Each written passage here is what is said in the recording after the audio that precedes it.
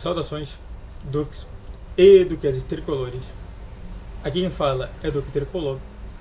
Para mais uma análise do Duque Tricolor, então você sabe que vai ser um vídeo único às 20 horas. Para comentar sobre a raiva do torcedor. Tá passando do limite, não tá? É correto ou não? Mas antes disso, entenda uma coisa que YouTube Live é toda segunda, quarta e sexta às 6 horas da noite. E aqui embaixo na descrição você tem 2 assinados e um projeto que eu curti bastante, tá bom? Bom, como você sabe, eu sou psicólogo e é por isso que eu gosto de ir pro Maracanã. O Maracanã pra mim não é simplesmente eu ir lá justamente porque eu quero. Não, é porque é meu trabalho. E por quê? Porque eu escuto as pessoas. E ficaria muito triste de, no meu trabalho, não conseguir escutar as pessoas em que eu estou trabalhando. Eu estou a serviço dessas pessoas. Se você realmente não gosta que eu esteja a serviço dessas pessoas, desculpe. Você só está perdendo voz. Em que você poderia estar se dando. E de fato, hoje em dia, é normal, quando acaba o jogo, quando está no jogo, os torcedores de todos os times, não é somente do Fluminense, estarem vaiando. Seja por algum motivo ou outro. E bom, eu vou pegar justamente cada time, depois eu vou falar sobre o Fluminense em si, sobre os motivos que eu vejo justamente as pessoas estarem vaiando. Eu acho que a única exceção é o Mirassol, mas o restante todos têm motivos justamente para xingar ou vaiar justamente a situação toda que está acontecendo, mesmo em primeiro lugar, tá? Vamos lá, tá? Mas antes disso, se inscreva no canal, faça o roteiro para você que é coach, comente, compartilhe, rede social de criação de vídeo, YouTube de 10, 12, 20 horas, Pix na tela, senão você pode mandar patrocínio e vamos continuar falando mais sobre. Bom, eu peguei aqui a classificação da Série A, que tá assim, ó, Sport Recife. O que o Sport Recife tem de vaiar e de reclamar e de xingar? Os caras não estão ganhando nada. Não ganharam uma partida sequer. Já são 8 partidas jogadas e até agora 0 vitórias. 0 vitórias. Você não acha que já passou do limite? Do razoável de não vencer uma partida sequer? Aí você chega no Santos, com toda aquela promessa do Neymar, e a gente vê que o Neymar hoje está muito mais propositivo justamente a pensar na Kings League e pensar justamente no fluxo do que pensar no Santos. E aí, para falar assim, não, mas a gente contratou o Neymar, não contratou, isso é pouco pro Santos, que sempre foi um dos 4 grandes e tá lá embaixo. O Juventude é outro que queria estar lá justamente como o terceiro representante dos gaúchos. Foi muito bem em diversos momentos, mas toda hora tem que ficar lá brigando para não cair. E é sempre o time que todo mundo, se for escolher para cair, é o cara que vai cair. É chato isso, fica insuportável. Não dá para aceitar isso. Aí surge o Vasco da Gama, que de novo, né, parece que nunca dá certo, parece que, pô, os caras não sabem nem o que é gritar título, sequer. Já tem uns 4 ou 5 anos que o Vasco, ele não vai para uma final. Quer dizer, já tem pouco tempo, né? Porque o Vasco, ele foi para a final justamente no momento em que o Vasco, quer dizer, o Vasco nem foi para a final. O Vasco nem foi para a final. Era Fla-Flu e no outro lado Vasco e Nova Iguaçu, e nem isso o Vasco foi para a final. E aí não tem direito. São Paulo é um time que também só ganhou uma vez só. De 8 jogos só ganhou uma vez só. Tá igual ao Santos. A diferença é que o São Paulo tá empatando. Empatou 6 e ganhou uma e perdeu outra. E se der mole, eu não sei se essa vitória foi justamente contra o Sport Recife. Deixa eu ver aqui uma coisa. Se nesses jogos todos a vitória foi justamente contra o Sport Recife. Foi contra o Santos. Tá lá embaixo, é por isso. Então tem total motivo também pra que eles reclamarem. Em que o time parece que não tem vontade de vencer. Aí você surge com o Grêmio, que também tá a mesma situação, a mesma draga. Que, pô, tava com o elenco tendo montado, tava com o elenco que toda hora batia a Série A. Parece que está aí o Renato Gaúcho, o Grêmio não sabe mais o que fazer. Não entende mais como jogar. E toda hora toma um pau aleatório e toma uma goleada aleatória. Surge Vitória, que, pô, tá querendo somente se mostrar somente porque foi um dos melhores ali da Série B. Mas vejo também o seu rival lá em cima. Construiu um bom jogo, construiu uma boa eficiência, mas está com a mesma pontuação do cara que pode cair para a segunda divisão, que é o São Paulo. E parece que tudo que tá junto ali parece que vai dar errado. Internacional, a mesma coisa. Se o Grêmio tá mal, o Internacional também tá mal. E o Internacional fez ótimas contratações, conseguiu ter um time eficiente, mas sempre parece que sempre é o time hipotético, que nunca leva a nada. O torcedor internacional não quer o time hipotético, o Internacional ele quer um time bom. Será que é tão difícil entender isso? O Mirassol não, o Mirassol é uma exceção. O Mirassol a gente passa aqui, pula. Fortaleza, que sempre batia ali os primeiros lugares. Tá reclamando de duas coisas que são essenciais. A primeira situação é: quando a gente vai ganhar um título nacional? Porque a gente não quer apenas ser o time nordestino que tá ali somente para ficar sendo figurante. Pelo amor de Deus. E o segundo é: por que já tão mal assim? Tem total condição de vaiar. O Corinthians também. 10º lugar. Como é que pode o Corinthians perder para o Fluminense, por exemplo? Já que eles detestam isso. Dentro de casa. Como é que pode também o Corinthians em diversos momentos estar irreconhecível? Mesmo com o Yuri Aberto, mesmo com o Garré, mesmo com sei lá que for. Com o Memphis Depay. Memphis Depay, cara. Memphis Depay é o jogador que deveria ser o melhor jogador do Brasileirão. E parece que não é. Botafogo, outro time que, pô, tava lá, ganhou um brasileiro ano passado junto com uma Libertadores e agora estaria figurando em nono lugar como se fosse ninguém. É sério que o Botafogo é ninguém? Virou ninguém agora, do nada? É sério que o Botafogo tem que sofrer isso tudo? De novo? Tem que sofrer justamente com a mácula de que chegou no Mundial, vai ficar ferrado justamente no próximo ano? Bahia, que, pô, não é a SAF do City? Não é a SAF justamente que vai mudar o Bahia? Até agora nada. Até agora nada do Bahia. O Atlético Mineiro, que, pô, em diversos momentos, pô, pena pra ganhar dos times. É o Atlético Mineiro que, pô, pouco tem cuidado, pouco tem atenção. Aonde que, pô, é zoado também da Arena MRV, que é o meu rival, venceu. Você acha que vai ficar como a cabeça do atleticano? Aí chega o Ceará, que quer ver o seu time melhor. Que tá vendo somente o Fortaleza ali, tá rindo, mas também tá puto. Porque pô, queria estar mais lá na frente. E se preocupa muito também com a situação que tá no elenco.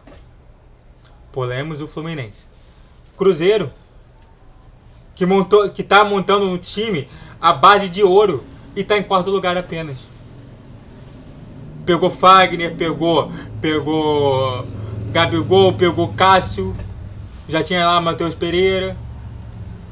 E você acha que é pouco? Você acha que é muito? Não, é pouco pro Cruzeiro estar em 4º lugar. O Bragantino é o time que, pô, todo mundo tá querendo saber o que o Bragantino ele quer da vida. Que bom que agora ele tá bem. E claro, os dois que estão com a barriga cheia é sempre o Flamengo e o Palmeiras. que os dois fazem a mesma coisa. Temos que ser os perfeitos imaculados. São os únicos dois que, pra mim, eu concordo 100% com o Rica Pirroni. Se perder, é uma maldição, é uma destruição, é um caos enorme. Mas tem que vencer sempre. Todos os times têm motivos também para reclamar. Todos. Todos. Sem exceção. Porque aquele que quer justamente mais sangue do que já tem sangue é o time que quer ser vitorioso. E aí você tem o Fluminense.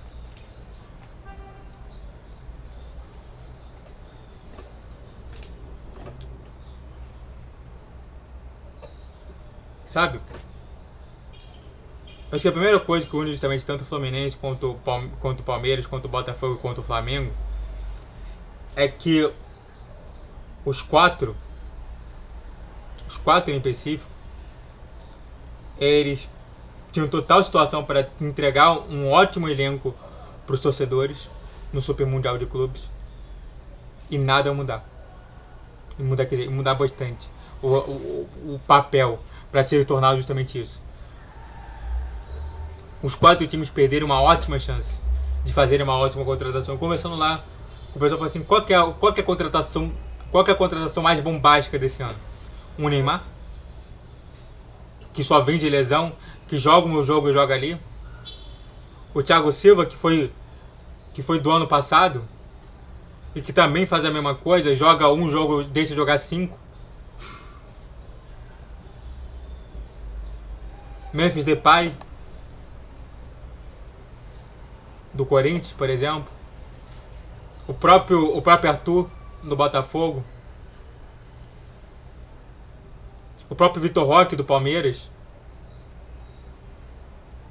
Ou uma contratação extremamente fraca, que é o Juninho Xereca. Desculpa pelo palavrão, mas é assim que chamam ele. É sério. E o pior de tudo é que todos os times brasileiros estão penando. Aí eu vou pegar justamente a classificação da Libertadores.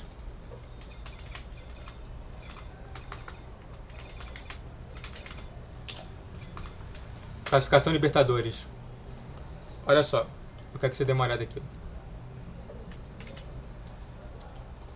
Pra você ver só. O Botafogo está em terceiro. Mesmo tendo vencido agora, está em terceiro. E no próximo jogo ele vai jogar contra a Universidade do Chile,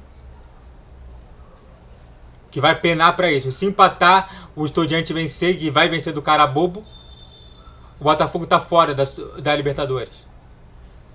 Aí você chega justamente no grupo C, do Flamengo, que está em terceiro, que tem que vencer da LDU. Se empatar da LDU, a LDU vai com certeza vencer a LDU, o Centro Córdoba, ele vai deixar justamente a LDU empatar pelo menos.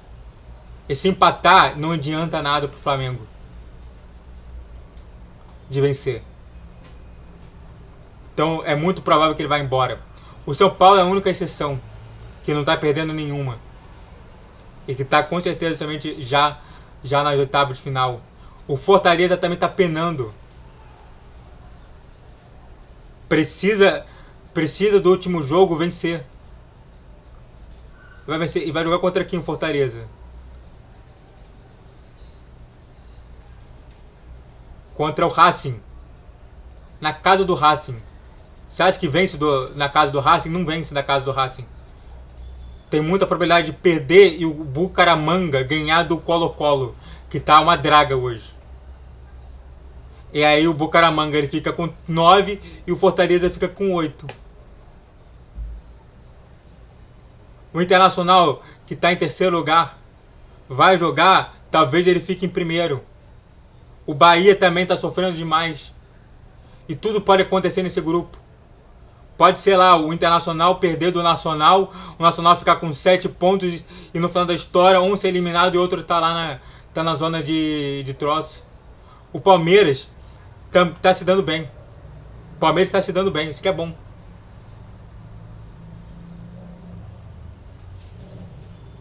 Mas você vê que a maioria dos times brasileiros na Libertadores estão indo mal. E na Sul-Americana, tá igual?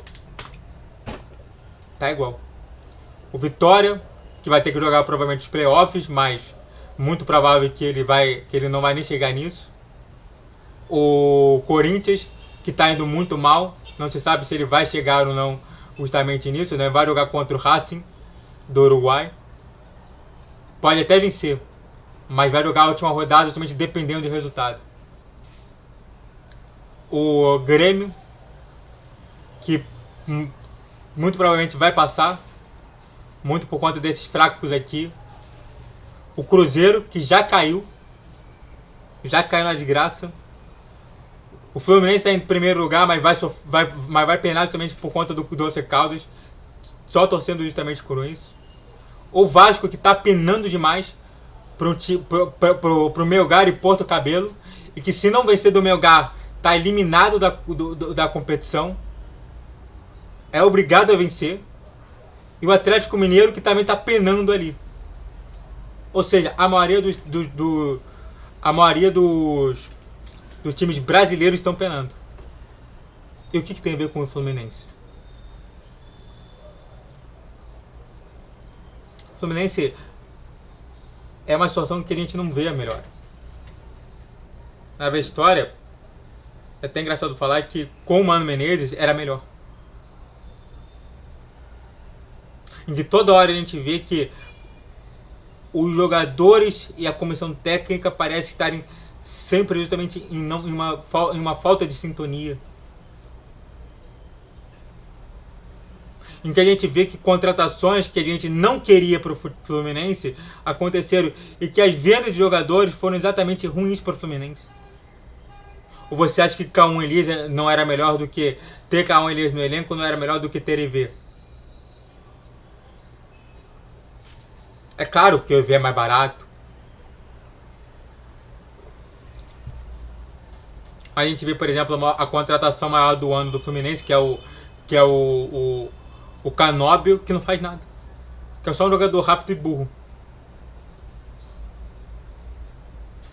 Isso tudo com uma intensa insatisfação ao que aconteceu desde o ano passado, que nós quase caímos para a segunda divisão. Quase caímos para a segunda divisão.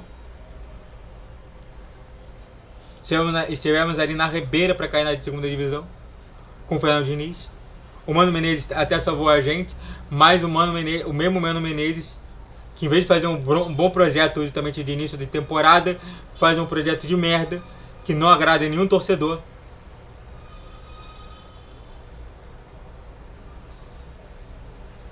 Que nosso início de campeonato carioca vai ruim, vai péssimo.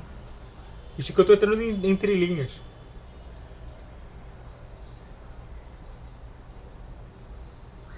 Depois, contratações antes disso, contratações erradas nessa Copa do Mundo de Clubes. Nós vamos ser massacrados. Não estamos simplesmente jogando contra o Borussia Dortmund, que hoje figura entre os 8 melhores times da Europa, com toda tranquilidade. Que tem time lá na Copa do Mundo de Clubes que não figura entre os 8 melhores. O Borussia Dortmund figura entre os 8 melhores. Está diversas vezes nas quartas e nas semifinais. E até nas finais. Chegou na final do ano passado contra o Real Madrid. Perdeu.